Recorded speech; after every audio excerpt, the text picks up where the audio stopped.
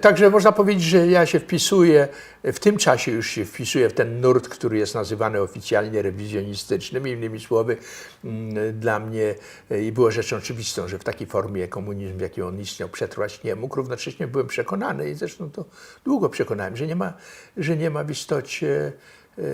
w istocie alternatywy. To nie tylko ze względu na to, że Związek Radziecki był obok, tylko również z takich powodów, można powiedzieć,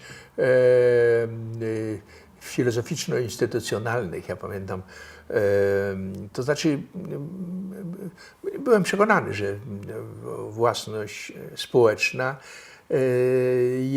jest wyższą formą własności niż własność prywatna. Powrót wydawał mi się niemożliwy. Ja jeszcze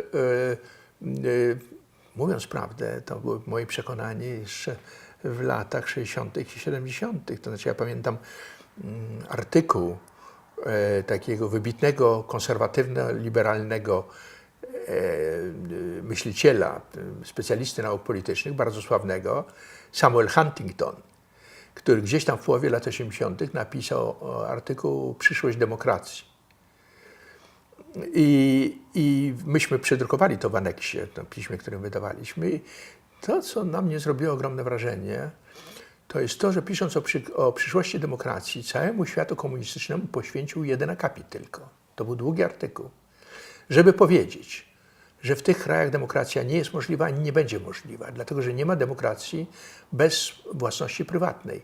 Otóż nie ma możliwości powrotu do własności prywatnej. To znaczy, że to jest, można to nazwać, w ekonomii używany termin też ratchet principle, efekt zapadki. To znaczy zapadka powoduje, że koło zębate nie może cofnąć się do tyłu, może iść tylko, prawda, do przodu, kręcić się w tą samą stronę.